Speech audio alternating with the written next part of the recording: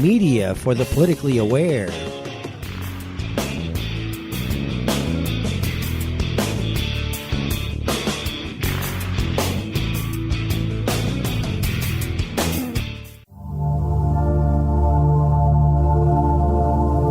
Welcome to Sacred Matrix, a divine paradigm of love and universal consciousness, with your host, Janet Kira Lessin and Dr. Sasha Lessin.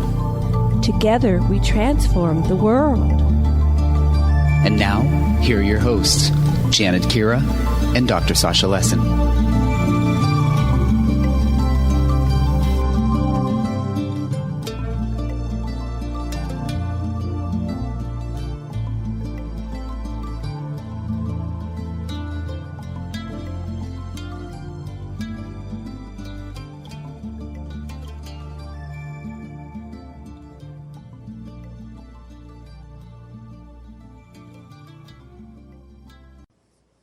Aloha and welcome to Sacred Matrix on Revolution Radio at freedomslips.com. And I'm your host, Janet Kira Lessin, with my co-host, Dr. Sasha Lessin, Sasha Alex Lessin. And today we are interviewing Dr. Chris H. Hardy. And she's come to us from somewhere in France, I think. And let's see. She's a cognitive and system scientist with a PhD in psychological anthropology and ex-researcher at Princeton's Psychological Research Laboratories. And Chris has spent the last 2 decades investigating non-local consciousness and thought-provoking mind potentials using her own semantic fields theory. She's the author of more than 50 papers and about 15 books on these subjects, and she's an authority in the domain, both in scientific terms and as an author and workshop facilitator. She has developed a cosmological theory, posting a hyperdimension of consciousness at the origin of the universe, birthing the matter universe, and making the self of souls of all beings, and making the self of souls all beings. We'll have to look at that. What does that mean? Chris Hardy spent a lot of time traveling and exploring. No, they're identifying who you are with all beings. It's very clear. Okay, good. We got that deciphered. It's magnificent. It is. It's wonderful. I was just mixing it up in my own crazy mind here. And she spent a lot of time traveling and exploring various knowledge systems and cultures, maintaining a keen interest in Eastern religions, shamanism, and esoterica. And she presents regularly at various international conferences. And we met Chris at Contact in the Desert. We were talking to her for a while. We finally got to meet. We had a great time. That was in May. Contact in the Desert in, what's it called?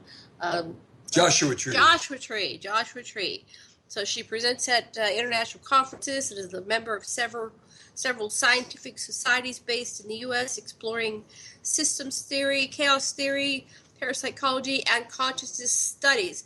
And her latest book, I think it's the latest one, we'll have to verify this, is Wars of the Anunnaki, Nuclear Self-Destruction in Ancient Sumer, where she examines the Anunnaki gods' evolving relationship with humanity, their power struggles, and details of the nuclear war, etc., etc. I've got a long page with pictures and her previous shows she's done with us. We're in the middle of a series, and we love talking to Chris. Sasha, what would you like to say about Chris before we bring her on? Okay, yeah. I'm an anthropologist too, like Dr. Hardy, and you go through these different stages. When I started out from UCLA, I was an ethnographer.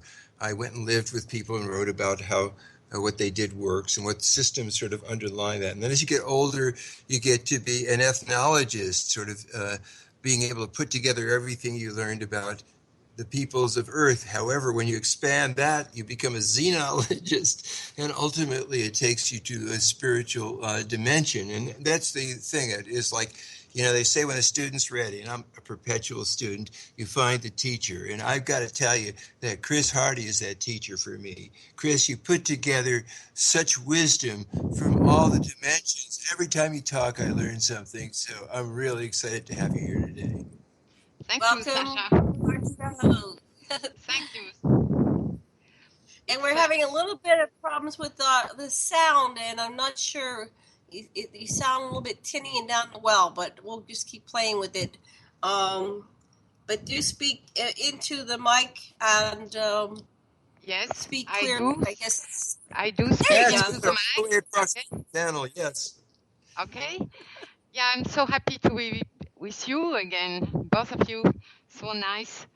And I heard that you were specifically interested tonight in talking about the sacred network and the state of harmonic telepathic Yes. fusion Mm-hmm. state. Yes. Very interested in that.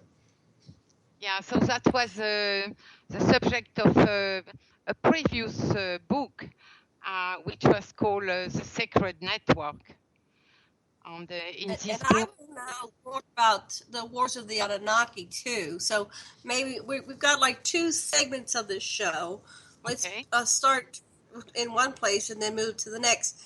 And I got to caution you a little bit. If you're too close to the mic, then it picks up the sound. So somewhere in the middle there, we got to figure out.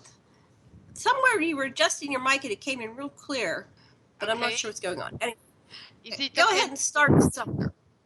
Okay, so It's okay. which where do you want to start talking? You pick. You pick. Well, we were on the sacred network, so it would be nice Okay. to start by this, Sasha, if you want to start. Okay. Great, thanks. Yeah, wonderful. Yeah. So first of all, how did you get to this place of learning about these harmony fields, telepathic harmonic fields? How did you get there? That's the first thing. How did you come on this? It was a spontaneous experience, a series of experiences that I had when I was, for the first time, traveling to India. So I was 21 years old. I had waited for a long time.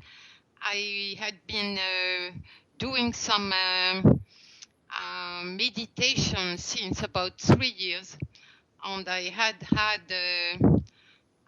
at the very beginning, after 6 months of meditation, I had a very strong Kundalini experience.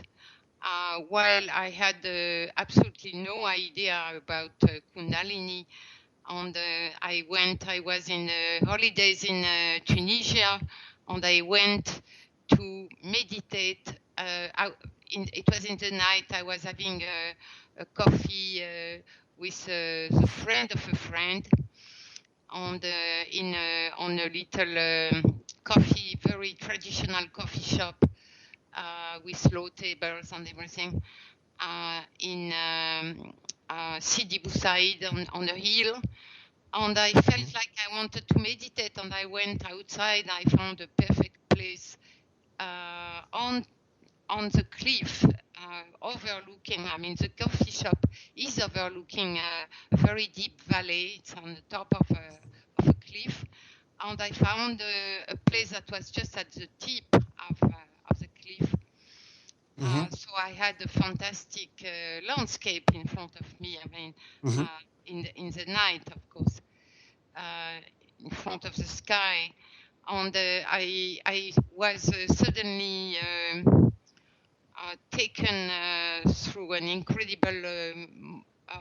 My consciousness was like pulled upward, as if I was in an elevator, but very, very strong thrust upward.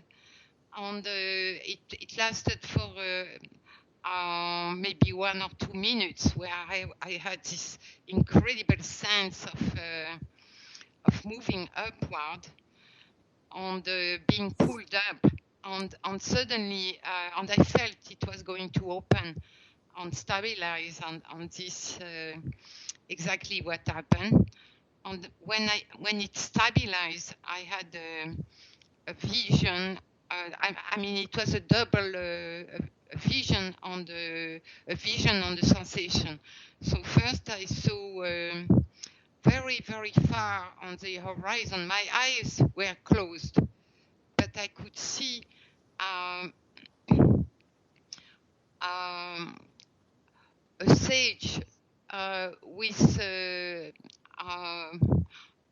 an orange robe passed over one shoulder only, and he was meditating under a tree. On his whole head was a ball of light. I could see very clearly his robe, orange robe, his very ascetic body, but I could not see the head, which was a ball of light. And simultaneously, you have to understand, you see the same thing in those states. When you are in the very high state, you see the same thing if your eyes are closed or if your eyes are open. And so I was seeing also a ray of light, which was large. The width would be like half a pencil, you know, the ancient pencil. And it was coming all the way from the sage to me, exactly on the sternum, which is, I understood later, is the heart chakra. The chakra of love. It was a blue, electrical blue ray, and it was reaching my body there. And I experienced with the vision of the sage, I experienced an incredible high state of consciousness. And then, the Kundalini process was started, and it moved from chakra to chakra, and it was only when it reached the level of the forehead, the ajna chakra, that I found a book that was describing this Kundalini on the chakra. And it was exactly as I had understood it, to be a natural process that was taking me somewhere and taking me into always higher states. So I was trusting the process. So when I reached India at 21 years old, that was about less than 3 years later, I had finished my Bachelor of Arts. Then I went to India, and I was living, I was traveling barefoot without any money, alone. And half of the time, I would say, I was hitchhiking like this. And every night, I would stop the truck of the car and go into a temple where I would stay the whole evening and the whole night with the sadhus, the ascetics. And they were themselves constantly moving also from temple to temple. So they acknowledge me and welcome me always. There was no question if I was a woman or not a woman, young or not young. They don't look at it. They see a quester at a certain stage of consciousness, and that's what they were sharing, and I learned a lot with them. And then I went, at one point I was traveling like a huge round, and at one point I arrived in Goa, and that's where I had my first experiences of those telepathic harmonic field in India. But I had a previous experience in Brittany. After 1 year of meditation, of course, after this experience in Tunisia, I was already at the Ajna at the time, and I was feeling the monks inside my mind. It was a very small community of monks that were Orthodox and Celtic. Order of very free order of monks, and there were only 6 people there, and one like 50 years old was the the person who had started this type of order, and the other were young people, and I was feeling the monks in my mind all the time, and it was troubling me because I was writing poetry. I like to meditate, so I went outside of the monastery, and I realized that I was kind of suddenly I was alone in my mind, and I found meditation rocks to read, to meditate, to be by myself, to write. But when I came back that first day, I realized that at a very, very specific place, there was one step. I would be inside. It was a tiny little path, in between the fields, on where I was going to my meditation rock, and it was the only path to go on to get there. And I realized that one step before I was with the minds of all the monks, and one step outside of the monastery, I was alone in my mind. And I realized that this kind of telepathic field, as I called it at the time, was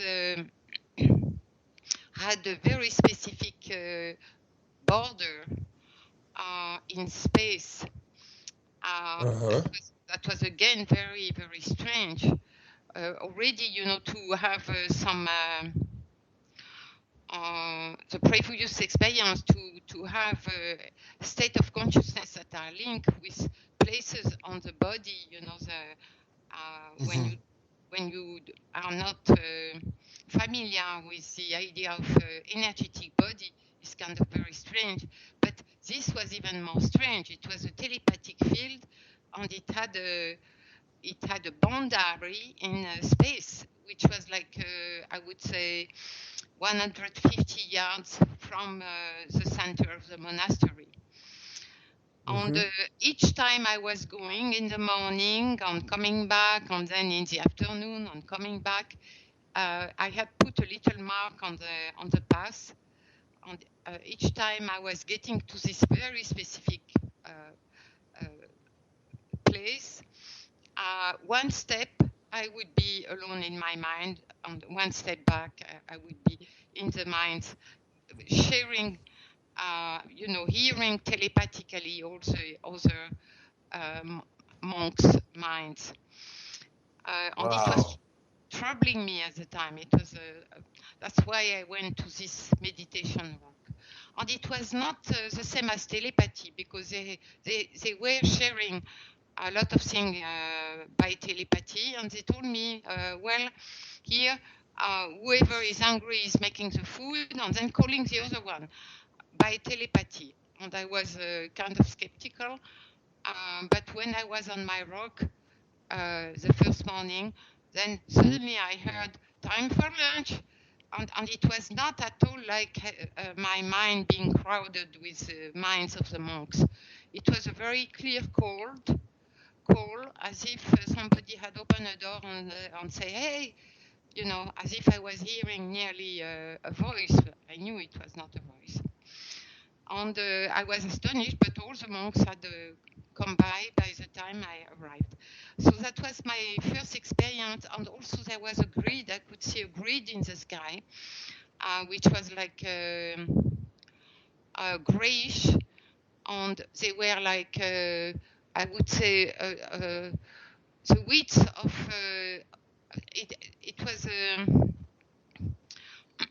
it was like a diagonal, all kind of parallel one way, and then crossed by straight 90 degrees angle, other lines, and on the width along, it was a little rectangular, more than square. On the longest side would be the width of the moon on the half, a moon diameter on the half. I mean, as we see it in the sky. So that was my Wow. first experience, and the second one was in India, so a year and a half after this one, and it was in the sacred town of Nasik, which is one of the 4 towns in India, sacred cities, where you have the huge Kumbh Mela. And I had found I had no money, I was still in the state I told you before, but I had found a pilgrim's place where they were having some wooden kind of string beds, for practically nothing. And then I was given food by the people there. And I went down the hill towards the sacred center of this little town. And at one point, it was a tiny road bordered by some coffee shops and some tiny shops, and the road was curving, and it was like half a mile to go down to this to the center, to the main temples. And at one point in the curve of this little asphalt road, I enter a gigantic collective field of consciousness that I immediately recognize as the field of harmony, because it was extremely harmonic, produced by generation after generation of ascetics, sadhus, on the holy people, on people meditating in the temple. And it was like, it was exactly the same. It was one step, and suddenly I was in this gigantic harmonic field with, but the difference in India, in this sacred town, was that there were no thoughts that were exchanged. First of all, I was much higher in my state of consciousness, like after 3 years of meditation. But also, the people in India, they are not prone to have this kind of automatic thinking. So their consciousness, especially when they do meditation for all their life, their consciousness is totally clear. It's a field, their own consciousness is already a field of consciousness. They are fused with their own self, higher self, and they are in connection with collective consciousness, with cosmic consciousness. And this is a field of all the people that are in the center of this city. And I would say it was like maybe 800 yards, because you have hundreds of temples in this center sacred of this sacred town, and all the baths along the river, from one to the next one.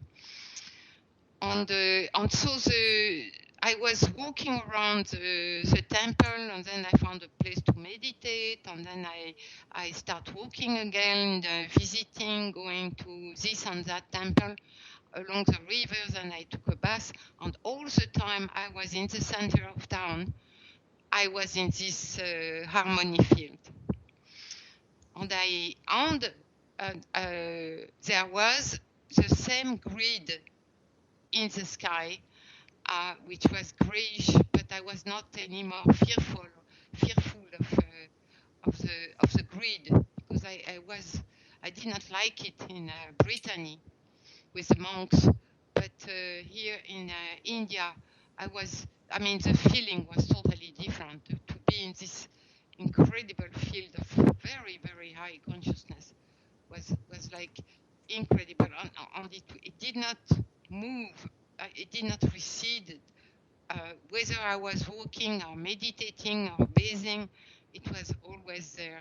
And it was like when you would cross, you would go down a little path or a street, and then some other people would come by the other side, the other way around. It was like everybody had those incredible eyes open, like you could see the field of consciousness around their head. They had magnificent aura. It was incredible. And So let me yes. So your personal field was coherent with it was coherent with this field, but it wasn't coherent with the other one. You mean it was not coherent? It's not the term. It's the fact that when I was in Brittany, I was much younger. I was 19 years old, and it was like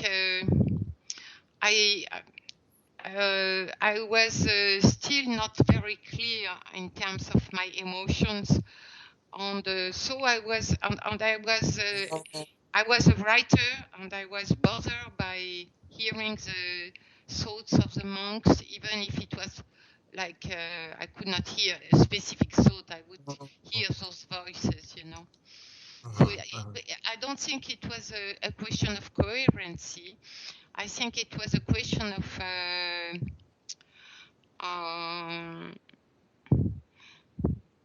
the first experience. I was still bothered by some emotions, and I could not be just open to this telepathic I understand. Yes, I understand. You had dealt with those and were able to be more receptive. Oh, I'm getting a sign from Janet. Yeah, talk towards the mic. Yeah, I have a couple questions. First, I want to do a little. What kind of headset do you have? Because maybe it's being moved around, it making a lot of noise. Or is it something you could hold steady? Or well, I don't know what happened. I had a problem with my headset just in the last radio that I did. And I had to use my phone. Do you want me to use my phone? I bought a new one, but it's not working. No, it's okay. I just wanted to know if it sounds like it's being moved around a lot. Maybe if you could just hold it steady or something. I don't move. I'm sitting. Maybe I move my head a little, but I don't. The microphone is not moving. That does it. Okay, there's something going on with the mic. Okay, so I wanted to ask a question about your experiences. So, do you think these changes happen because of a change of yourself, or are these people that you're walking among, have they created an energy grid based on their spiritual practices? And if so, what are the spiritual practices of the people that you were walking amongst? If you can kind of describe where they're coming from spiritually. Yes. It so happens that, of course, in India, people are meditating all the time. And what I discover, because of this, the fact that I'm able to see the energy of consciousness and the auras but the auras not only of people, but also the auras of the places, like sacred places. They have an incredible, those fields. So when they meditate like that, and they are like hundreds, thousands sometimes of people during the great feast that are meditating at the same time, they create on this specific sacred place a field of consciousness which is a coherent field, which is harmonic, and it's like everybody, all the minds of people are fused together. So when they meditate, when people meditate, and a lot of Western people don't quite understand meditation, so I was going to just focus on that a little bit. Yeah. What are they meditating on? What are they focusing on? Can you kind of describe what does one do to meditate, especially in such a large group or a culture, to create this coherent field? You don't need to. My experience was after with musicians and with people meditating together, including me. That's why I could see the field. And also trance dancing. The main point is that there is something about consciousness which is a part of our consciousness is an energy. It's the energy, specific energy of consciousness. And this energy, which I call semantic energy, because you have to find a name, and it's a meaningful energy. It's a self-conscious, meaningful energy. And there is something about it that it can create field, coherent field, which are... Well, it seems to be different. Meditation seems to create a different energy than prayer.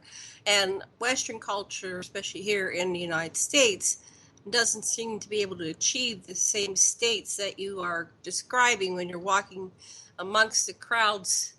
In what part of India were you at the time? Wherever you were. A small town. A small. Yeah, so they have a different energy just by the people and their basic religion or faith or spiritual practices that's much different than any city or any part of the United States, which is a prayer-based side. Well, the main technique which is there in any type of path of meditation, in whatever school or religion or faith, I mean the Eastern technique, the basis of it is to get in a state of connection with your higher state and moving toward a fusion with your higher state. So all the techniques that have to do with mantra and mandala and whatever, they are just the first steps toward achieving the fusion, the connection first, and then the fusion with your higher self. So when you reach this fusion, it's because you are already in a high chakra, like the forehead chakra, the head chakra, and at that point, you are starting to create more and more connection, more and more. It's like your little ego is getting fused with your higher consciousness. But the very important point, and this is why we have chakras and Kundalini energy, is that consciousness is an energy. And it's now I know it's the energy which has to do with the hyperdimension. It's they are not particles of matter. They are virtual particles that are moving extremely higher than the speed of light. And they are connecting all the people. So what is interesting is that you may, with this semantic energy, with this hyperdimensional energy of consciousness, you are beyond space and time, and you have very strange things happening, but one of them is the creation of coherent fields that are on the same type of structure as electromagnetic field, like magnetic field, but they are not magnetic field because electromagnetic energy has to do with is within space time, and even at the quantum scale, it is not at this scale. It is even deeper than the quantum scale, where you have those virtual particles that are able to put themselves into field of resonances. And so on the human experiential level, what you experience is that suddenly the whole group is like into one mind. It's a shared consciousness. You are into a perfectly fused and harmonic field. And this is why I call them harmonic, telepathic harmonic field. Because the first time I experienced them in Brittany, they appeared as telepathic field. But if you experience them in a field of people that are extremely in very high state with no thoughts, then you are in a shared consciousness, you are in a harmony field. So they are field, telepathic harmonic field. Now, do you find that with the introduction of cell phones and all these cultures, that it's interfering with this field that's being generated? No, it's. I think it's the opposite. I mean, the whole. We are experiencing on Earth a mutation of our consciousness, and we are getting to. We are going to get to what philosopher Teilhard de Chardin was calling the omega point. And he had predicted that in the last cycle, the evolution of humanity was in terms of the individuality, to develop our individual capacity for thinking freely and on our own potentials. But he was predicting that the next evolution, the next step in evolution on Earth was going to be a collective consciousness state. And that was the very far aim, was this the whole of humanity and Earth, all the consciousnesses, as you said earlier, for me, those field of consciousnesses are shared by all animals and plants and even the rocks and the trees and yes. I mean, it's a hyper-dimension that is pervading all matter system and all living systems. So we are going to get the whole of Earth into a higher energy, a higher frequency collective state that is going to be should become coherent, should become harmonious.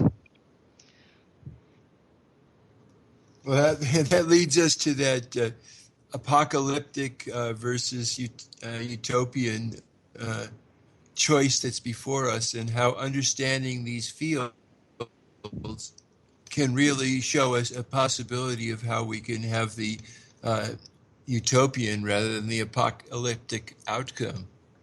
Yes, because the problem, I mean, all these people on books about the apocalypse and Armageddon and the end of the world, this is creating in our collective consciousness a kind of very negative attractor, and it is it's like it is crystallizing all the negative thinking, all our fears about the future.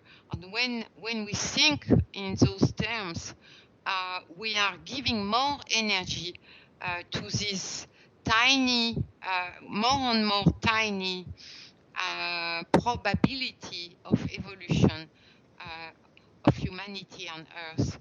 But if we are in the opposite, if we are constantly looking toward the omega point, and looking towards those field of harmony, collective consciousness in harmony, in groups of people, and more, we can experience them, as I said, in so many different situations. Not only group meditation, group prayer, group healing, but at a concert, at a feast, at a festival, trance dance, so many ways to experience them. And I must say that I am a fan of trance dance, and I love to go to Goa, and I had a lot of experiences of those telehealth field during enormous trance dance, like at the turn of the century and each Christmas in Goa, for example, where you have thousands of people in a very high state of consciousness in a telehealth field, and we know we are all in a fused consciousness, in a shared consciousness. So this is a very blissful and joyful ways to experience those fields of harmony. I've experienced that directly. I did a lot of stuff with Gabrielle Roth and other people where I experienced that, so I know exactly what you mean, and it's really wonderful. I wonder how we can apply this this practice, somehow incorporated into this Western world, which is kind of disconnected from, except for little groups of people here and there, to up-level this and take it to a greater mass of humanity, so they could too understand what it's like having this state of unity consciousness. Any suggestions? Maybe, how we could do that? Maybe you have not realized that there are incredible numbers of people at even at concert, at rock concert, pop concert, on the techno concert. And I wish you could look, for example, on the internet and find love festival in Berlin, for example, and you will hear the music, the love parade, that exists everywhere, but especially in Berlin, where it started, I believe. And it's like you can see 10,000 people, 30,000 people, and they are all into one telehealth field. And if you put the music on the video, you will be in that field. Wow, that's a great. Because it's beyond time and space. And this is what's incredible, is that you can look at. I recommend, for example, Love Parade 2003 in Berlin with Paul van Dyk, DG, and it was an incredible parade. Not so many people, but when you see this on your computer screen and you see and you hear the music, you are in the field. Because this energy of consciousness, semantic energy, is hyperdimensional. It's beyond our space and time. So you can participate in a field, in a telehealth field that has happened in 2003 in Berlin, from wherever you are. Oh, yes. I know exactly what you mean. It's like John Lennon traveled to the future so that we can keep imagining. But it also only takes a certain percentage in terms of being able to perturb the system so it has to organize at a more inclusive level. It doesn't mean that everybody has to be enlightened, but that the system can change if enough of us are. Oh, yes. This is the omega point. This is all there is to the omega point, is that, if we create this web, so to answer you, I mean, if we are doing that with our minds, since I was doing that in India in year 1970, my first creation of a teller field in India, which was not already there, like in Nasik. And it's like if we are doing that all the time, whether we are 5 people playing music or listening to music, or whether we go to a huge concert or a trance dance or whatever, or whether we look, as I say, on our computer to what any of those events in the past, at that point, we are weaving this field of collective consciousness all over Earth. So, of course, it's very, very important to be meditating or to be in a state of receptivity, in a high state, alter state, of receptivity on sharing. Whenever we have full moons, on the great feast like solstice, on the Christmas, on the Easter, I mean, all those moments are the moments of getting together beyond space and time into this. Sometimes the field is getting planetary, and it gets planetary for some time, sometimes hours, sometimes just by 20 minutes, and it breaks and it starts again. On those specific dates, it's very, very easy to feel the field, to get in tune with the field, and to go with it, to be with it. So we have to do that. It's a work. I'm doing that all the time for all those feasts. What do you do, Janet? What do I? Yeah, I think you can ask us, what are each of us doing to move consciousness into a more loving, empathetic field? I do radio shows. Yeah. I go into my shower and I do shower meditation. I get great clarity and get into these ecstatic states when I have water. When I go into the waters of Maui and I just go in and have the water running over me, and I find myself having meditation.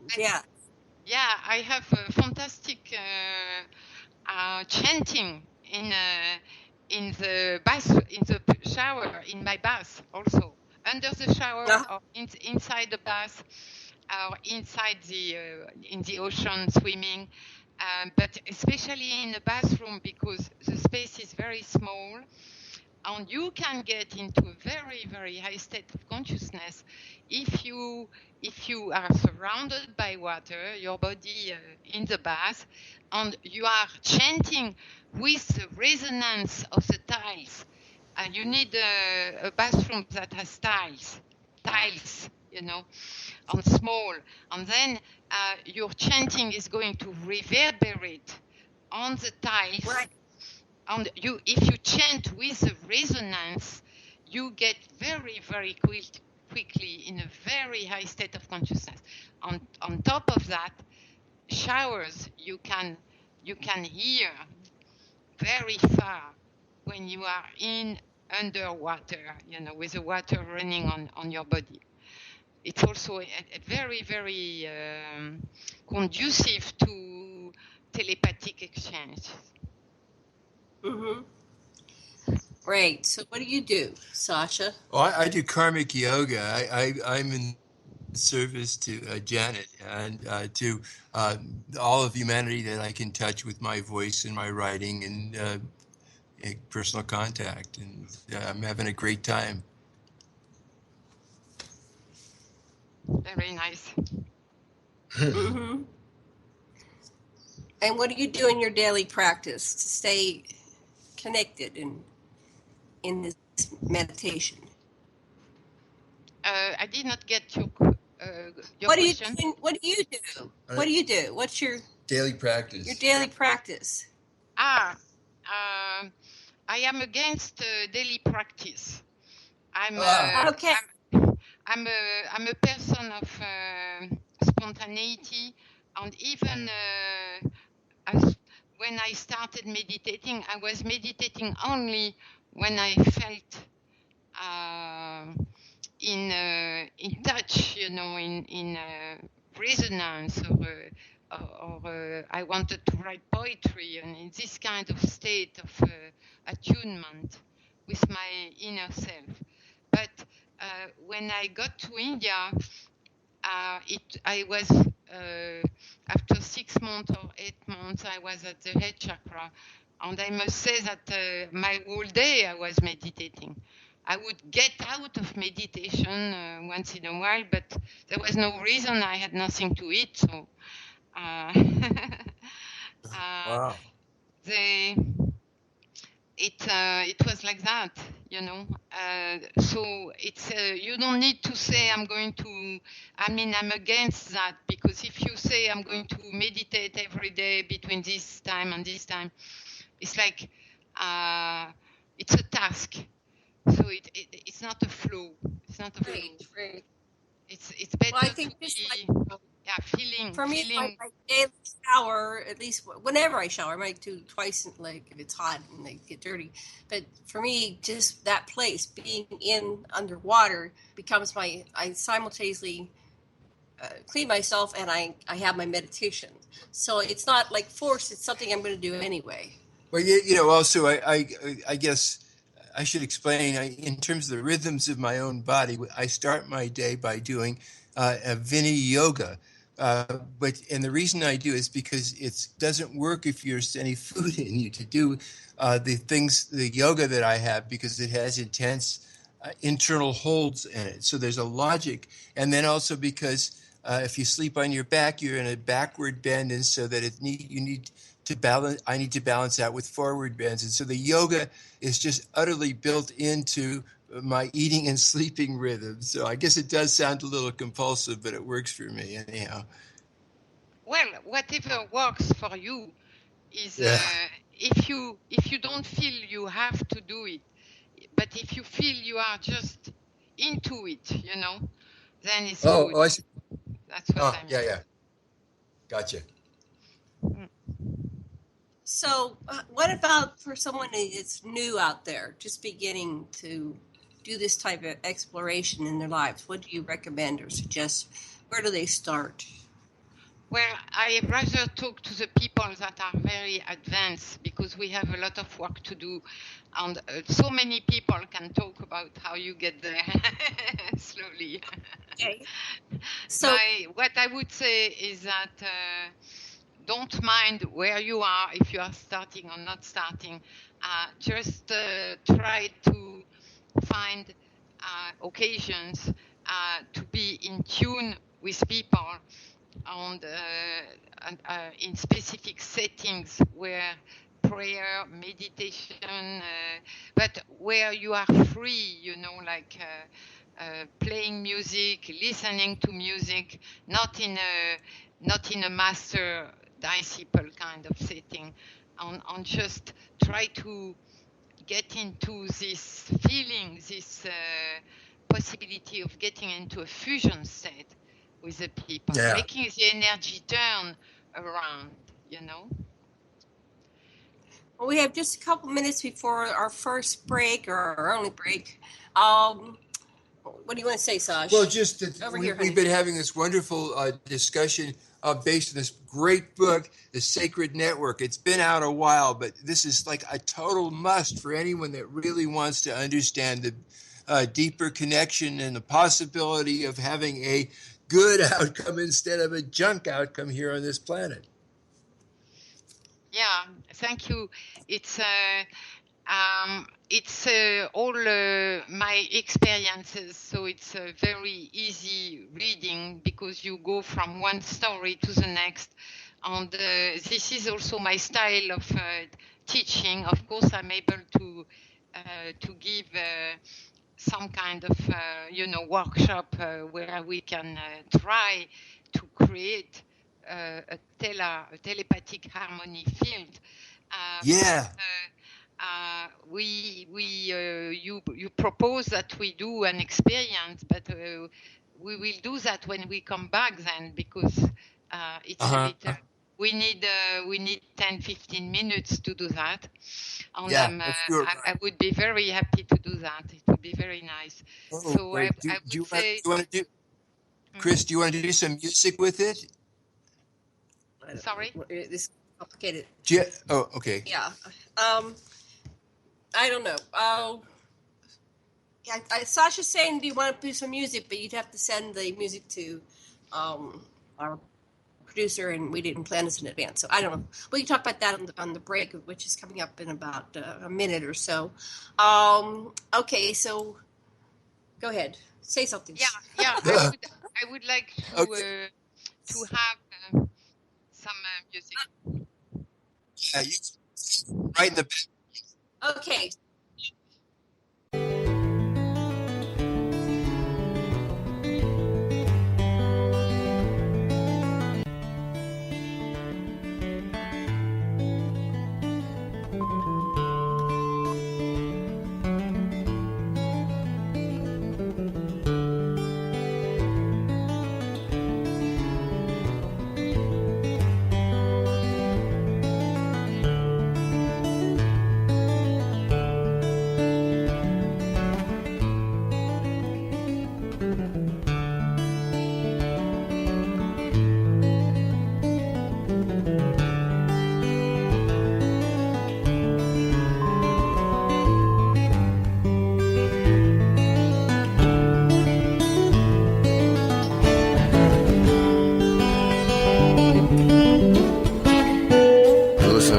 Radio at freedomslips.com, and we'll be right back after this message.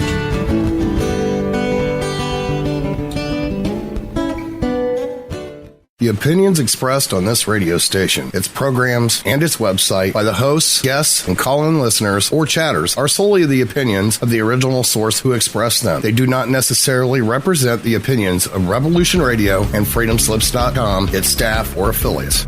You're listening to Revolution Radio, freedomslips.com, 100% listener-supported radio, and now we return you to your host.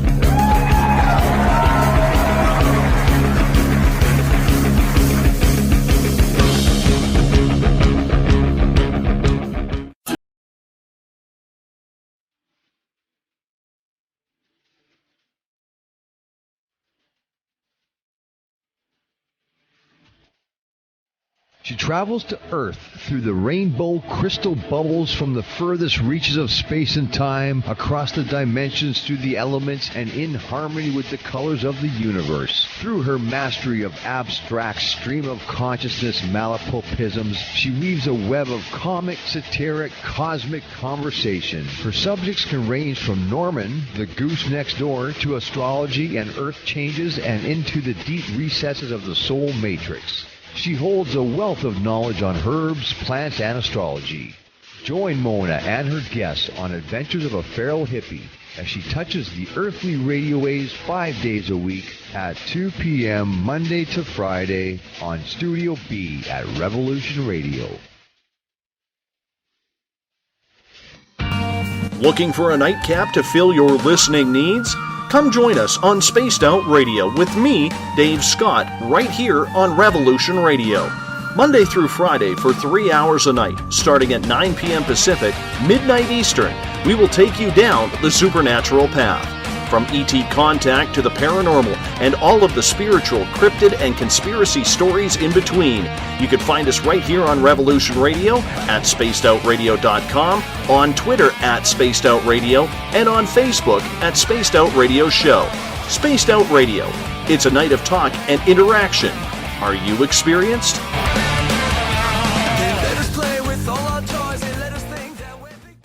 Imagine. Just imagine. Imagine a world where every child and adult will have the opportunity to achieve their dreams. I believe my inspiration is the answer. My inspiration is the greatest light. The greatest energy. It was born when the universe was sparked to life. It's within everything. My inspiration transforms pain into happiness. And failure into success. My inspiration inspires lives. It inspires lives. It inspires human lives. My inspiration is always shining like the sun. But it doesn't mean that it's alive. For centuries, my inspiration was in prison. In prison. In prison. It doesn't belong there. Its home is to be known to all people. My inspiration is in trouble. We are fighting for its life right now. Right this moment. This moment. Millions all over the world want to go beyond their limitations. Liberate their dreams and reach success. The failure of us all to be someone is the biggest disease of all time. Each day our brothers and sisters die. Please help us to birth this inspiration to life. And that will stop this disease. Help us get the word out of our inspiration. Help us. Help us. It's our shared belief for a better future beyond the horizon. Let's write the future. Heroism is here. Stand up and grasp it. Stand up. Stand up and grasp it. Stand up. Stand up. Stand up. Stand up for the dreams of all people. This is Nighthawk from Revolution Radio, freedomslips.com, and now is your time to stand up and make a difference or fade away.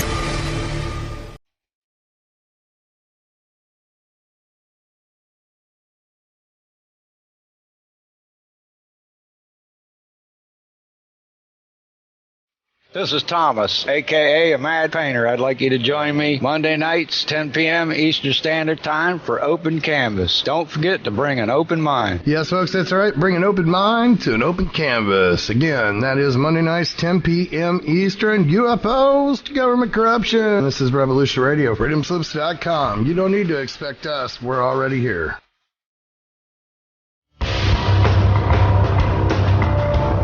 Hello, my name is Mr. Rowe. I am the host of Reality Extraction on Revolution Radio at freedomslips.com. I utilize logic, intellect, and magic to methodically atomize, vivisect, analyze, examine, study, scrutinize, and extract an essence of reality from a fog of illusion and confusion. You can find me on Studio B every Thursday at 1700 hours Pacific Time. That's 8 p.m. Eastern. No topic taboo, no subject too strange. I strive to take a neutral standpoint during the dissection of the topic at hand. That's Reality Extraction with Mr. Rowe on Revolution Radio.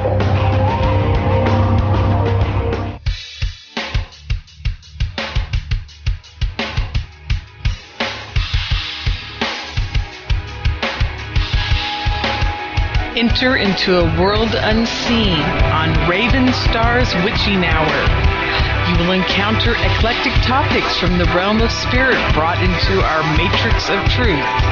With your host, the Solaris Blue Raven. Solaris will bring you an array of unique guests covering topics from ghostly spirits to amazing anomalies, covert technology, UFOs, and shadowy global events. And that's right here, Revolution Radio, freedomslips.com, Saturdays, midnight till 2 a.m. Eastern Time. Revolution Radio, where information never sleeps. Let the magic rise. The opinions expressed on this radio station, its programs, and its website by the hosts, guests, and call-in listeners or chatters are solely the opinions of the original source who expressed them. They do not necessarily represent the opinions of Revolution Radio and freedomslips.com, its staff, or affiliates. You're listening to Revolution Radio, freedomslips.com, 100% listener-supported radio, and now we return you to your host.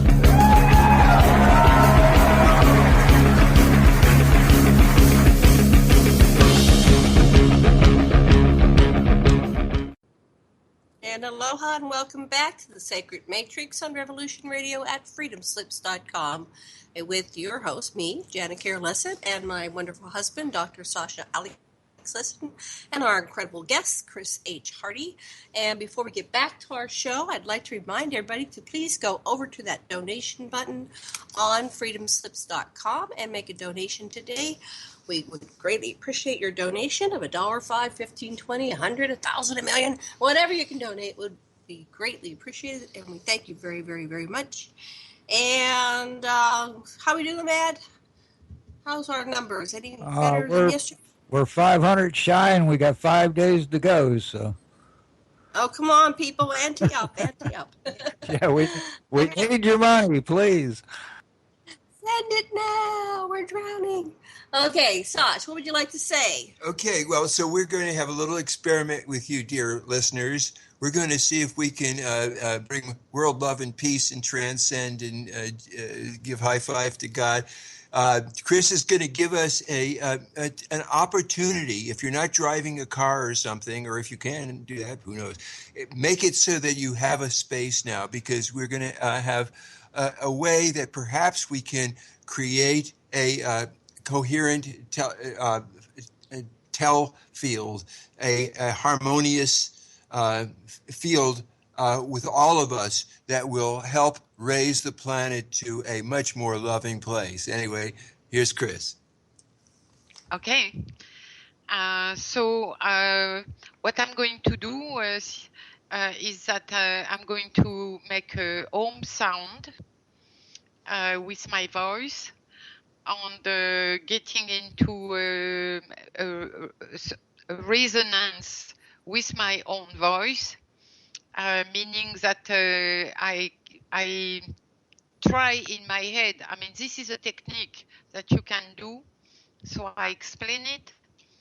First, you do a home that is comfortable for you. You put your breathing, you breathe by the belly, and you take a good position with your back straight.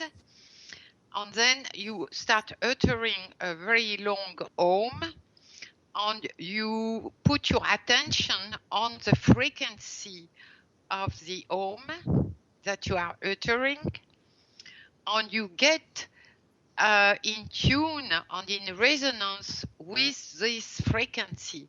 And this is making the sound of the hum much larger, and it creates a tiny field around your sound that you amplify with your mind, and you are trying to reach to the people. I'm going to try to reach to you, Sasha and Janet. Yes, and already, you know, it's across from France to Hawaii, which is great.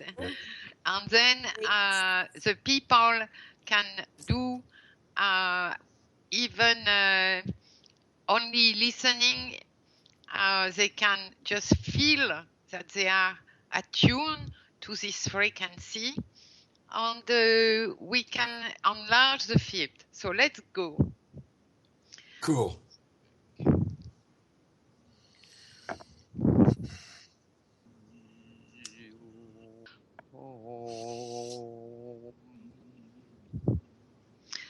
Okay. It was great. It was very nice. What was your experience? I feel vibrations right throughout me. I just feel energized from right through each of my chakras. I'm in such a receptive space to learn from you. I love what you're offering. Thank you so much. Thank you. Well, I felt the connection with Hawaii kind of quickly to happen. And then I felt something much larger above the states. I mean, the wall of the states. It was interesting for me. Yeah. Wow. That was powerful. Thank you. Yeah, thank you. Okay. So, thank you. Thank you. Okay, so if you want to give us a little rap in the chat room, it's affecting you. You know, Janet has some things. Yes. It's this kind of practice with the home, even if you are alone again under the shower and whatever. It's this kind of practice is to produce this little sound field, very resonant with yourself, and then to imagine that you are, to visualize that you are enlarging the field, and then you connect with people you know in different places, and you keep enlarging the field. And I'm telling you that on sacred feast, as we said earlier, like Easter, Christmas, solstice, full moons, I can sense myself sometimes the field becoming planetary. And you have to understand that there has always been a kind of field of communication among high initiates of all religions on the ethnies that was all over the earth, where all those people and shamans and the ascetics and the whatever were constantly communicating, but the field was very, very high in terms of energy and very different from the remaining part of the population on Earth. On the field, which you can imagine as turning in the atmosphere around the Earth. Is that the morphogenic field, Chris? Is that what we call the morphogenic field? Or is it I've heard it pronounced morphogenic or morphogenetic. No. Which one is it? No, that's totally different. That's it's not at the level of the Earth. At the level of the Earth, it's you have to find a new name. So it's a no field from the noosphere of Teilhard de Chardin, which was a collective consciousness. It's the collective unconscious of Carl Jung. It's a planetary semantic field. But in the very long past, this field was totally disconnected from the population, the general consciousness of people, and we have raised our energy level, our consciousness level all over Earth to such a point, and this field has come down that now it's very near Earth, and we are all connected to it so many times, so often, but maybe unconsciously, that it's very, very easy for anybody at this epoch to tune in to this field on specific dates, at least, and whenever you are in a high state. And then now it's becoming a very stable field with the whole of Earth, not only humanity, as I said, but the whole of the living beings, including plants and trees on Earth. So once you see the larger meaning, after all, that's what a sememe is. It's a unit of meaning. Once you start realizing that there's these meaningful units beyond the matrix in which our 3D reality has been operating, that means we're free of time and place, and that's how everything can be entrained and interconnected, and you can get it. Yes,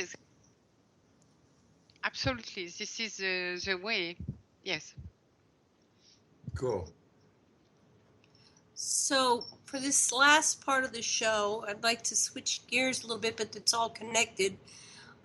If you would explain, how do the Anunnaki relate to these spiritual concepts? Are they in harmony with it, or are they in opposition? You're one of the major researchers of the Anunnaki and about consciousness and spirituality. And we have a lot of religions here, and from my perspective, many of the religions were created with their dogmatic practices to divide and separate us into different parts of the world. But there's this other faction, perhaps it's beyond the Anunnaki, or maybe it's a faction of the Anunnaki that tries to unify consciousness and elevate humanity to help us ascend and become more aware of our potentially join the Federation and our role in the universe, or the omniverse, or the whatever. What do you think about those things, Chris? Yes, I'm like you. I'm a little annoyed by the fact that the people say, well, the Anunnaki this, the Anunnaki that, on the putting. It's true that half of the Anunnaki Enlil clans was against humanity in general, on trying to erase, on to get rid of humanity so many times, so systematically, that we can be upset about them. But not all the Anunnaki, because the clan of Enki, Ninmah, Ningishzida, whom we know as Hermes, they started the practice in order to gain knowledge, and specifically knowledge of the inner consciousness, the inner person, because they started devising symbols. I mean, Enki was the one to come up with the Ankh, as far as I've seen on the tablets, on the depictions. I found the Ankh used as a transmission, a symbol of transmission from a wise elder to a disciple. And he started what I call the wisdom lines on the transmission of sacred and hidden knowledge. And is there something about the shape of the Ankh that has some kind of greater function than we're able to ascertain just by looking at it? What was behind the creation of the Ankh, and why does it appear the way it is? Can you draw it? What's it look? Let's pull up an Ankh. Yeah. Any idea? Because you said say that again. The Ankh is for this transmission of. Say that again. I'm sorry. Well, it's a little complex to get into so much detail, but basically the cross has always been the symbol of verticality and horizontality. So when you are horizontal, you make the connection with what is around you, the environment, but also the telepathic harmonic field. But when you are vertical, this is a yoga posture, this is a rising of Kundalini, and this is getting in touch and in resonance, in fusion with your own higher self. And then when you get to be connected to higher chakras and they are functioning, you can again there too by your head chakra, you can connect to the telar field around the earth, and taking the whole earth and the whole humanity first. So when you have a cross, but you have one of the top branch, which is in the shape of a drop, like on the Egyptian Ankh that we were talking about, this is the symbol of the sphere, and the sphere has always been the symbol of the whole, the totality. So you have a perfect axis, two axes, verticality and horizontality, plus the circle. and so it's you would say that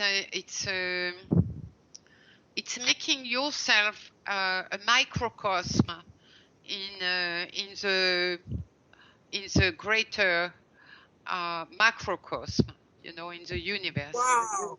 Mm-hmm. Yeah, So in that's a way, what's symbol. It looks like many things. It looks like a key. It looks like a little person standing there. It has some kind of, with the cross, it looks related to the Christian philosophies. It's an interesting symbol. And you're saying that Enki brought that to humanity. Yes, but not only that. I found also crosses like Templar crosses. Of course, we have the two snake intertwined, which was the symbol of Enki on this blazon of the first city on Earth that he made himself. I mean, where he came first on Earth was near the Persian Gulf, and he founded his own city, Eridu, at this place. On the symbol, the blazon of his city, Eridu, was already snakes being entwined. And then his son, you know that Hermes Ningishzida was a son of Enki, but not of Ninmah. Enki and I believe Ereshkigal, the geologist, the one who predicted the deluge, because she was observing the ice cap in Antarctica, and also the arrival of Nibiru.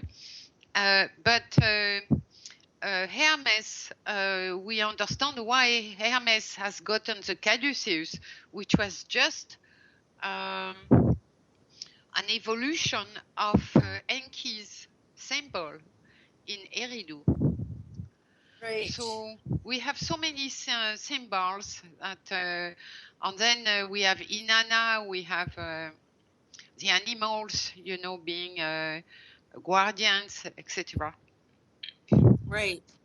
So that's how you can track the different Anunnaki characters through time, is by their symbols that they carry, or their animal friends that are beside them. Inanna has the lions, and Marduk has he has a dragon, and he's got an eagle. So there's different symbols that seem to accompany the different characters throughout time. But there is something I would like to say about what's happening. I mean, it's this general discussion we have about not only the Anunnaki, but also the Illuminati. That the way I understand it is that there is always, we are entertaining, feeding the fear of being controlled by entities, I mean, it's absolutely evident that the military-industrial financial system is definitely trying to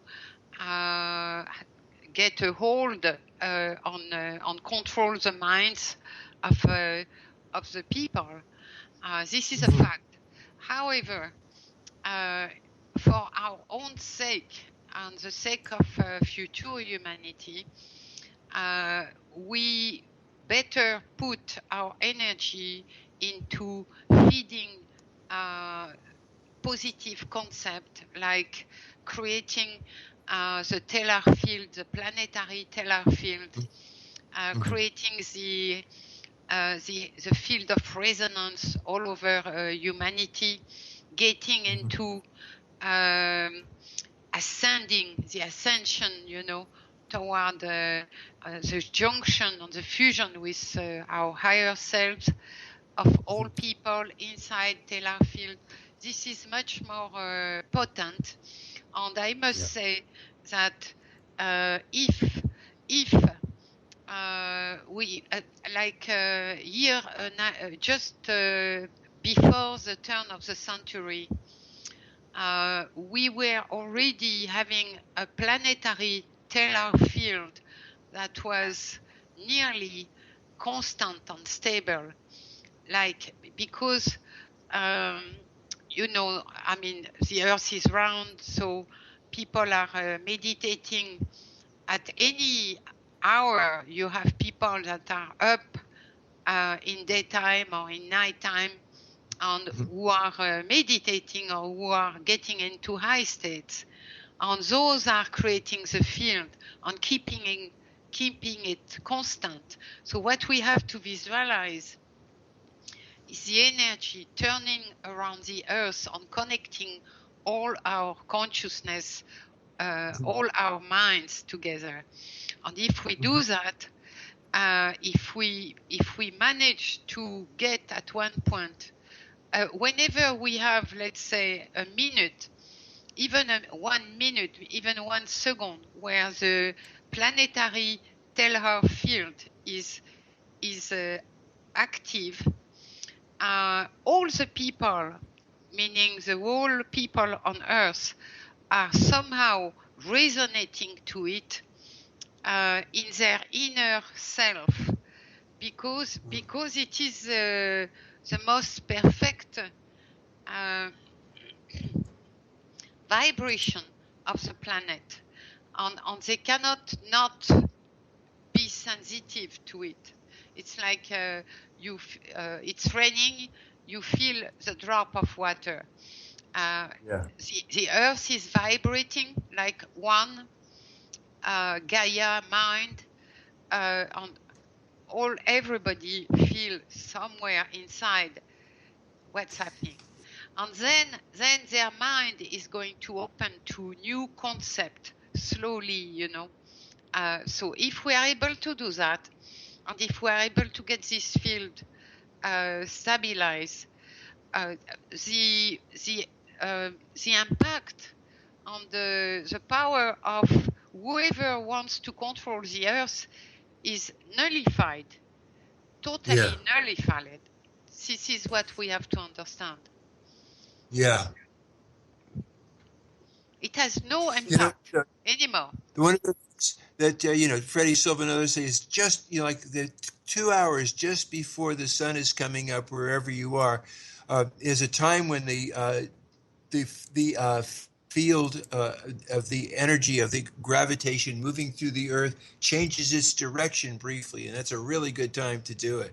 So that would be between 2 and 4, or around 4? Between 4 to 6. 4 to 6, somewhere in there. But, yeah, which occurs at different times. Well, Edgar Casey, if I remember correctly, said that the best time to do your meditation is like 4 a.m. 4 a.m., right on, yeah. Yeah, so he was converging on that. So say that again. If we meditate... The most important times are the times of high collective consciousness. And there are full moons, and there are, as I said, all the great feasts, because everybody is feasting around the globe. And these are the very specific time. And I can tell you that we are receiving every full moon. I can feel at one point, because for me, full moon, I like to meditate for a long time, the whole night. And I must say that at one point during the night of the full moon, wherever you are, there is a very, very strong flow of frequencies with information that is sent on us. And that's why we have to meditate a long, long time on being in a receptive state. Even if you are transdancing, you have to open to the stars and try to get the energy from the stars, because you will, at one point, you will sense this incredible flow of, at the same time, vibration, high frequency, and information that is reaching us, and feeding the not only the Earth in terms of vibration on frequencies, putting the frequencies higher, but also our own consciousnesses. And so you have to be, if you listen to that, suddenly you are, if you are in meditation, suddenly you shift to a higher level, and you have this, you hear this flow. It's like being under a shower, you know, of energy and knowledge, you know. Yeah. Well, I think they are it's really sending important. it. Some people are sending it. Some intelligences are sending it. And they are Right. the ones that are trying to help us on Earth to get to a higher energy level. Well, that's the important, allowing the information to come in. Our society is so busy distracting itself with all kinds of mechanisms and input coming in from, you know, from this level, but slowing down and allowing, instead of prayer, but meditation, allowing the information to come in is very critical, and that's why meditation is so important. It's like you're allowing yourself to receive that which is already there. Yes, And but so I must tell you that if you are transiting at Christmas, for example, in India, you with 10,000 people, we are one stellar field, and at one point the field is going to get into a higher gear, and we collectively are going to receive this energy on the higher frequency and information. So you don't need, it's important to say that, because for some people, depending on their psychology, they will be totally uninterested by meditating on being, sitting and not moving. And they would not know even how to do that. But those people, let them go to trance dances and on very beautiful specific occasion, and they are going to get it while dance. Yes, with the rhythm, with the frequency of the rhythm. Yes. And I see things like that, when Dr. Martin Luther King made his speech, I had a dream. And everybody, not just the people that were there, but the people that could hear it, you could feel it. And the people started chanting, and the people in their cars all over America started crying and started saying they had the dream too. And that was an example of how anyone, at least my age, can remember. That's where we've all been. That's where we can all be again. Right. Yeah, absolutely, absolutely. On the same thing, if you look at his a video of his discourse, it's just incredible. You can. It's like you are there. Your consciousness can cross times and space. There is absolutely no problem. You can be.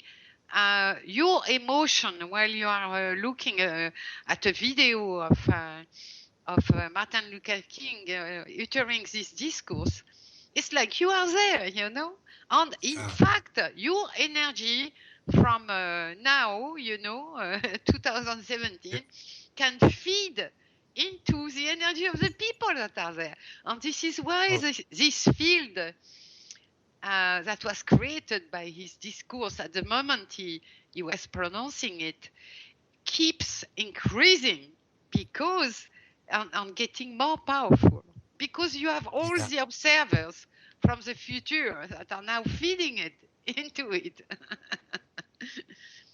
Well, that's very important. Yes, because it's not fixed. You can change the past, you can change the present, you can change the future by your focus and intention. Now, when you're talking about the trance dancing, getting into this trance state, does it matter what the kind of music? Is there types of music that take you in one direction and others into another? To me, it seems like I'm Maui, and we do a lot of drumming and just like basic primal. With the didgeridoos too. And that type of music seems to be more conducive for creating that state of trance and unified consciousness.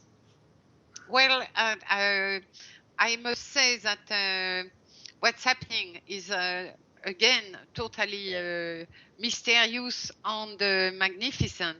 It's the fact that it is the consciousness of the people that are there that are creating the music. The DG is just expressing the collective consciousness that is reached by the people. So whatever the music at the start of the night or the trance dance has nothing to do with the type of music you are going to have at the end. You understand? It's a co-creation of everybody. It's not, even if the DJ has prepared some music to play, it's not going to be the music that is going to be played. Even if he has the CDs, it's not the music that is going to happen. It's very strange, but it's like that. For example, you would hear a music, and then you ask, you go to see the DJ, and they say, "This was absolutely wonderful. Please give me your CD. I want to copy it, and I give it back to you." And you do that, but you will never hear the same music that you heard during the trance. You can put it in the dustbin. Interesting. Yeah. Okay. So, Sash, you have a question? Well, I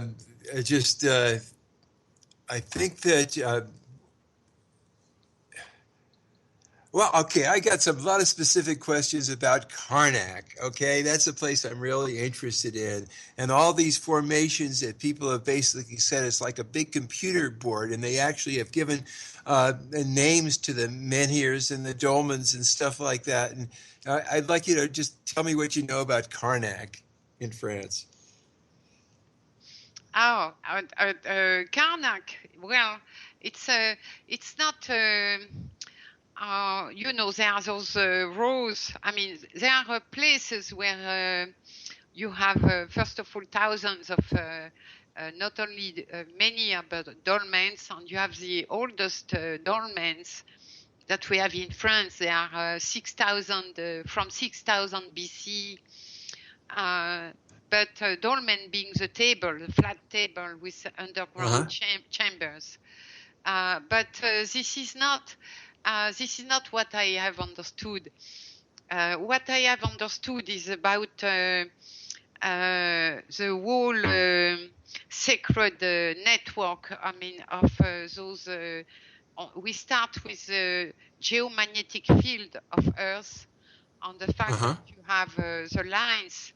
The geomagnetic lines of force line, were running around the Earth, and they crisscross all the time, like we are now in a perfect magnetic field around the Earth.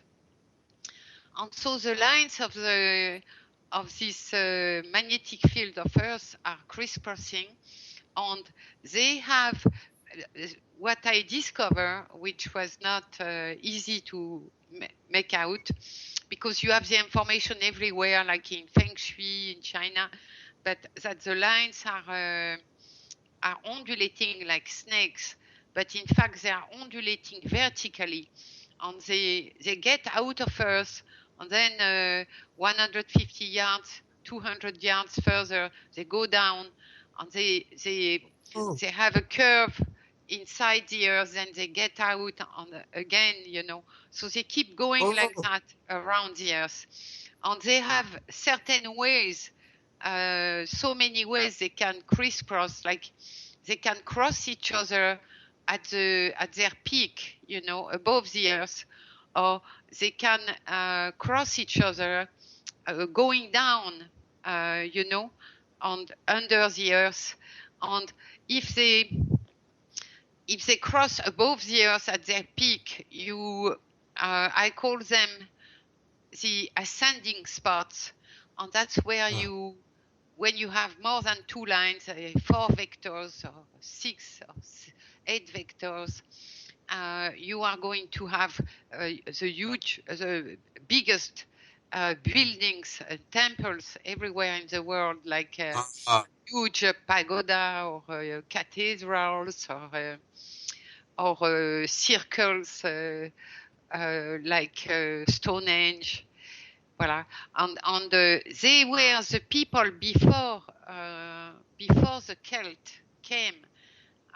They are called the people of the megalith, and they created the network of megalith, the dolmens and the menhir.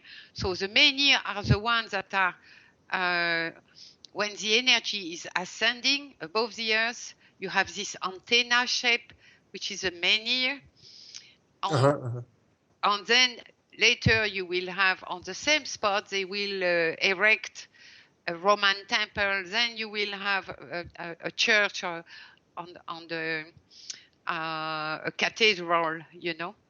And under the earth, when they cross under the earth, it's a grounding energy, and that's where you are going to have healing caves, like Asclepius dreaming caves, where they were dreaming to get a message from the god of medicine, Asclepius, and he was going to talk to them in their dream and tell them how to cure themselves or give a curing energy. And those are caves underground, and there are also the dolmens, the chambers, the underground chambers. And they are for healing, and they are for grounding and to feel the earth's energy. While the menhir, they were having an effect of rising the consciousness of people. And this is why you will always have on the same place, which were marked by the crossing of the geomagnetic lines, you will have always at this very specific spot, you will have again and again, whatever the religion, whatever the time, whatever the government, you will have a sacred building. And so this is why, yes, this has been done by people that came before the Celt arrived in 2000 BC in France. They are called the people of the megalith, and they were able to see those lines because that's where they put the tall stones, the menhir, or the underground chambers, the flat, huge table with the underground chamber for the grounding spots. Wow. You know, that's kind of consistent with the kind of stuff that Swerdlow writes about when Atlantis sunk, that but didn't sink all at once, is that the people went to the western shores of Europe and the eastern shores of North America. These were the ancestors of Celts and other people, and they were big people. They were Atlans, who had come from the Pleiades and ultimately from the Lyran group. I don't know if you follow all that kind of stuff, but that's what Swerdlow is talking about. Do you have any thought about that? You there? What is the name of his book? Sorry. What's the name of his book? New Blood, True Blood, and the True History of Humanity. But and his name is... you know the book? No, I don't know. He's very interesting. He's saying that the Anunnaki he's got two different versions, were actually, before they got to Nibiru, before they ever got to that, they had been part of a Pleiadian unity kingdom, and then they eventually struck out on their own, and either they created as artificial object Nibiru, or they settled a planet named Nibiru, and it goes on from there. But he's got this whole history of what happens before Nibiru was settled, and what that was all about. And I just wondered if you heard anything about that, or whether your researchers have given you anything in that direction. Because what I see, Chris, is that the Anunnaki didn't tell very much about, or even anything about, that Sitchin wrote anyhow, about the other kinds of ETs that were making hybrids all over the planet, not just in their area. The earlier settlers of Lemuria, which were supposedly reptilian, and those of Atlantis, which were the Atlans. And then there was another settlement in the Gobi Desert of Maldecans. Anyway, so there's this whole other history that's way beyond what the Sitchin has brought us. And I just wonder if you relate to any of that stuff. We will look at this book. No, I'm not cognizant of this research. But like you, I have realized that there was a lot of information lacking in the Sumerian tablets that have to do with before Nibiru came near Earth. Of course, we have the story of the Enuma Elish, their arrival in the solar system. But if they came at the moment that they stop over on Mars in order to get some water, and we know now that there was water on Mars, and Mars was a lush and green planet, but it was 200 million years ago. So that would put the arrival of the Anunnaki 200 million years ago. And especially with before arriving on Mars, one of their moons supposedly had crashed into a huge planet that was there, was called at the time by the Anunnaki Tiamat, not the Tiamat of the Garden of Eden, but Tiamat the planet. And Tiamat was, maybe why it's interesting that they would have given to the first woman they created the name of the planet that they run into.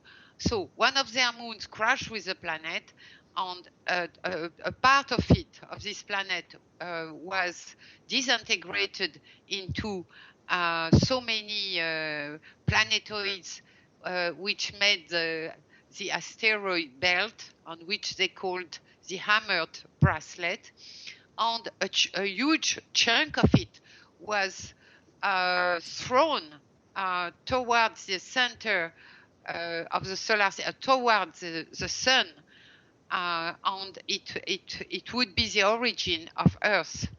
So this is very interesting.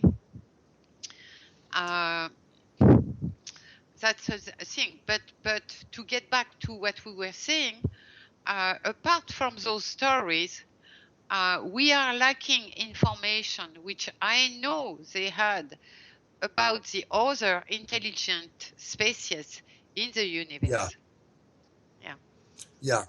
There's a lot, because I keep getting from a whole bunch of different sources. What the main variation is that the Dracos were basically, they bombed Atlan and several of the Illyrian settlements, and the Illyrians formed a galactic federation to try to stop the Dracos, and the Dracos hollowed out a planetoid, and there had been Lyran refugees on a huge planet called Maldek out past Jupiter, just past Jupiter, and also in Mars, which was very habitable. And then they blasted Maldek, but the Maldecans had taken refuge with the Martians underground. They sucked off most of the atmosphere and surface water of Mars, and that planetoid became Venus. And as it passed Earth, it sucked up, which was entirely water and water vapor, so nothing could live above the surface. So it raised two continents, Lemuria and Atlantis, and then became the planet Venus. And the Dracos came to the surface and made 7 domed cities, and from there they made an artificial moon, which they put next to Earth, where they were going to invade Earth, and they first settled Lemuria. And then at this time, the Galactic Federation sent the Atlans to Atlantis, and they killed off the dinosaurs, and they sent all other Lyran refugees to the Gobi, and basically they blessed the Anunnaki coming too. The idea was to forestall the reptilians, but I don't want to take up much with my tale, but there's this whole other story that seems to be opening up. And it goes, so we the Sumerian Sitchin story only starts 450,000 years ago. So we're working to piece the information, from that period, and then of course it kind of leaves off and doesn't really come through the modern era. But the way it works that seems to really make some kind of sense to me, Chris, is that this Maldek was supposed to be where the Kuiper Belt is. This is a different set of asteroids that's out by past between Saturn and Jupiter. That area, it's way further out, whereas the asteroid belt caused by the destruction or the damage to Tiamat by Nibiru on one of its pass-throughs is a different asteroid belt, and they're both there. Look at all that. Yes, sure. Interesting. So when you're looking at your research, and what are your major sources? You've got the Sumerian and Sitchin, and you look at the Bible. How do you go about researching this and coming up with your conclusions or your hypotheses? I must say that thank you for the opportunity. I am also I've always been meditating and listening to the stars, and I had many several contact with beings from other civilization and other worlds since I was 25, 26, and I must say that I met very ancient friends that were very, very dear to me at that time, and by now they were on different civilizations, on different worlds, in different bodies. So what kind of beings did you meet? I'm an experiencer contactee, so can you share with us a little bit more about, do you have any specific incidences or communications or interactions with specific beings or individuals? Let me finish, because this is going, that would we would need to take one full time, to get into that. Yes. But let me say that I am passing a lot of information that I'm getting directly by telepathy, contact with those people. And I'm passing this type of information through my science fiction, my sci-fi books. And I just published one last year, which is called Butterfly Logic, because it was a science fiction on the evolution of artificial intelligence, on how to keep it,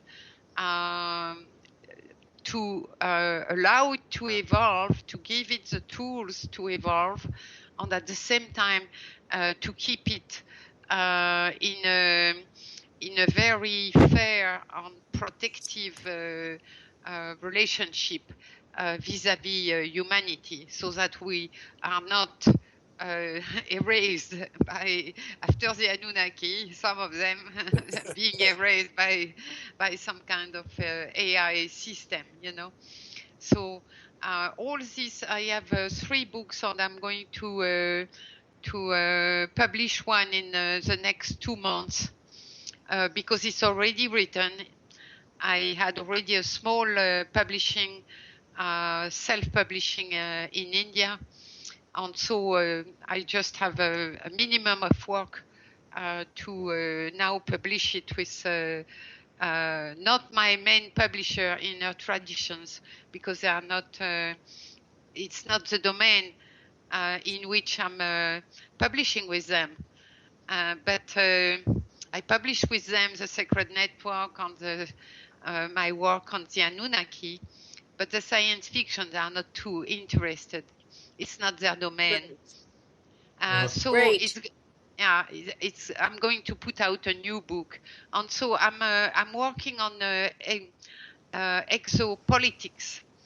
In the sense that I am with the Galactic Federation, and I mean, my standpoint is from the galactic civilization on their meetings, on their political problems, because of course they have a lot too, the different species and all that. One being with bat wings. Have you seen them, Janet, those ones? The one with bat wings, very tall. Well, yes. you know, we're gonna have to. Maybe you can send me some of these images, and we're doing another show, not on Revolution, sorry, but on Aquarian Radio Network, aquarianradio.com, on this coming Friday with you, Chris. We're scheduled. So how about we'll kind of put a bookmark on that, and we'll compile all this information that we're going to bring forth. The show on Friday is called the Experiencers Network, so it's quite appropriate, and we can reconvene on that show with your information as a contact the experiencer, and the downloads and information you're getting, and your intuition, and connecting the dots pieces type of you're an ambassador thing. Obviously, and so this is a fascinating point where we can go. We're going to be getting the end of the show music any second now. Janet. Yes. Then I will talk about this book that I publish, on the one that I'm going to publish, Butterfly Logic, on the one that I'm going to publish, Diverging Views, because I believe that. You could send me like a little description of each book if you have your cover design, or. I appreciate that. Thank you, listeners, for.